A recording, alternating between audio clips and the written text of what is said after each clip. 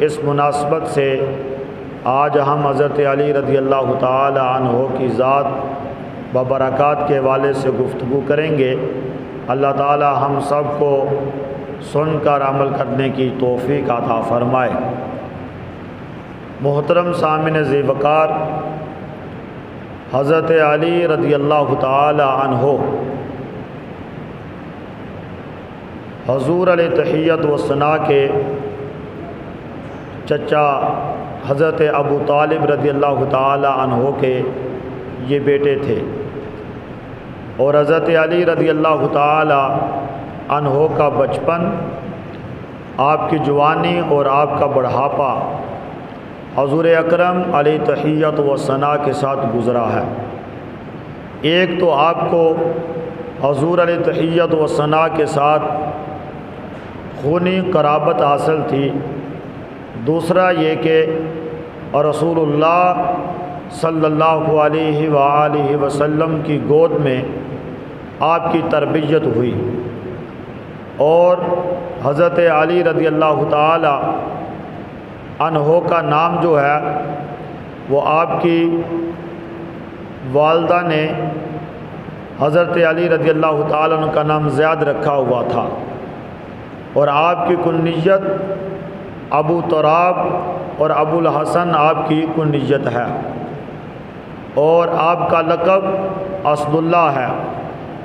اور آپ کو اپنی کنیت کے ساتھ بڑا پیار اور بڑی محبت تھی، کیونکہ آپ کو ابو تراب کی کنیت حضور اکرم علیہ تحیت و ثنا نے عطا فرمائی۔ حضور تاجدار کائنات علیہ تحیت و ثنا ایک دفعہ اپنی زوجہ، ایک دفعہ اپنی بیٹی حضرت فاطمہ رضی اللہ تعالی عنہا کے گھر تشریف لائے، اور حضور علیہ تحیت و ثنا نے اپنی بیٹی سیدہ فاطمہ رضی اللہ تعالی عنہا سے پوچھا، کیا بیٹی علی کہاں ہے؟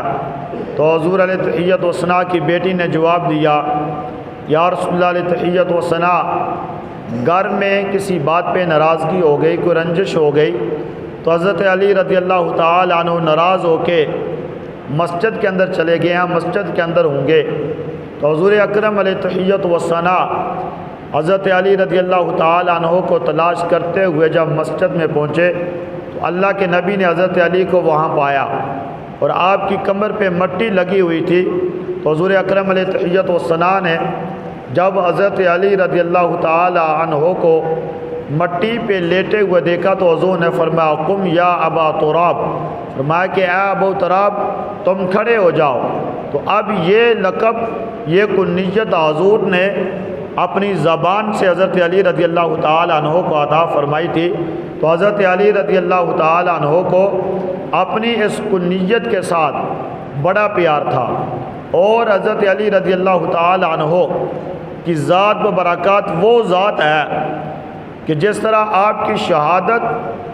بے مثال ہے، اسی طرح آپ کی ولادت بھی بے مثال ہے، اور آپ کی ولادت کا واقعہ یوں پیش آیا کہ آپ کی والدہ ماجدہ حضرت فاطمہ بنت اسد بیت اللہ کا طواف کر رہی تھی، اللہ کے گھر کا طواف کر رہی تھی، اچانک پیٹ کے اندر درد شروع ہو جاتا ہے، درد ذیل شروع ہو جاتا ہے۔ تو آپ کی والدہ ماجدہ حضرت فاطمہ بنت اسد پریشان ہو گئی کہ اب میں کیا کروں، گھر تو جا نہیں سکتی تھی، اور لوگوں کا وہاں جمع غفیر تھا، رش تھا، تو فوراً بیت اللہ کی دیوار پھٹ جاتی ہے، اور اللہ کی طرف سے آواز آتی ہے، غیبی ندا آئی، فرمایا کہ اے میری بندی فاطمہ تم پریشان نہ ہو، تمہیں پریشان ہونے کی ضرورت نہیں، تم اس بیت اللہ کے اندر داخل ہو جاؤ، حضرت علی کی ولادت بیت اللہ کے اندر ہو جائے گی۔ تو لہٰذا حضرت علی رضی اللہ تعالی عنہ جب بیت اللہ کے اندر آپ کی ولادت بسعادت ہوتی ہے، یہ کتنے بڑے اعزاز اور کتنے بڑے مقام کی بات ہے کہ ساری دنیا اس بیت اللہ کی زیارت کرنے کے لیے جاتے ہیں، اور حضرت علی رضی اللہ تعالی عنہ کا مقام اور مرتبہ یہ ہے کہ جب آپ کی ولادت کا وقت قریب آتا ہے تو آپ بیت اللہ کے اندر داخل ہو جاتے ہیں، اور آپ کی ولادت بیت اللہ کے اندر ہوتی ہے۔ اور پھر جب حضور علیہ تحیت و ثناء کہ اس عظیم صحابی کی ولادت کعبۃ اللہ کے اندر ہوئی تو آپ کی والدہ ماجدہ نے حضرت علی رضی اللہ تعالیٰ عنہ کو اپنی گود کے اندر لیا ہوا ہے، اور ادھر اللہ کے نبی کو پتہ چلا کہ میری چچی کو اللہ نے بیٹا عطا فرمایا ہے، میرے چچا کو اللہ نے بیٹا عطا فرمایا ہے۔ تو حضور اکرم علیہ تحیت و ثناء اپنی چچی جان فاطمہ بنت اسد کو مبارکباد دینے کے لیے گھر سے نکل آتے ہیں تاکہ اپنی چچی کو مبارکباد پیش کی جائے، اور دوسری طرف آپ کی چچی حضرت فاطمہ بنت اسد حضرت علی رضی اللہ تعالیٰ عنہ کو اپنی گود میں اٹھائے ہوئے وہ بھی اپنے گھر کی طرف روانہ ہوتی ہے۔ تو راستے کے اندر اللہ کے نبی کے ساتھ حضرت فاطمہ رضی اللہ تعالیٰ عنہا یعنی آپ کی والدہ ماجدہ کی ملاقات حضور کے ساتھ ہو جاتی ہے۔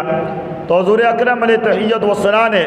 حضرت فاطمہ بنت اسد سے فرمایا کہ اے چچی تمہیں مبارک ہو، اللہ نے تمہیں بیٹا عطا فرمایا ہے۔ تو عرض کرنے لگی یا رسول اللہ علیہ تحیت و ثناء کہ یہ بیٹا تو بڑا خوبصورت ہے، لیکن ایک پریشانی یہ ہے کہ یہ میرا بیٹا آنکھیں نہیں کھولتا، اس نے آنکھیں کھولی نہیں۔ تو حضور نے اپنی چچی فاطمہ بنت اسد سے کیا بات فرمایا کیا میری چچی جان تم یہ بیٹا میرے ہاتھوں میں دو نا، پھر میں دیکھتا ہوں کہ یہ آنکھیں کھولتا یا نہیں کھولتا۔ یوں ہی حضرت علی رضی اللہ تعالیٰ عنہ کی والدہ نے حضرت علی کو حضور کے ہاتھوں میں دیا نا، تو حضرت علی رضی اللہ تعالیٰ عنہ نے اپنی آنکھیں کھول لی۔ حضور نے اپنی چچی سے فرمایا کہ یا فاطمہ بنت اسد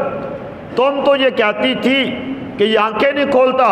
حضور علیہ تحیت و ثناء نے فرمایا کہ اس نے تو آنکھیں کھولی ہیں، اور حضرت علی رضی اللہ تعالی عنہ کی جس طرح کی آنکھیں ہیں کائنات میں کسی اور کی ایسی آنکھیں ہو ہی نہیں سکتی۔ تو حضرت علی رضی اللہ تعالی عنہ جب پیدا ہوئے تو پیدا ہونے کے بعد یہ بھی آپ کو اعزاز حاصل ہے کہ بھائیو دنیا میں کوئی بچہ پیدا ہوتا ہے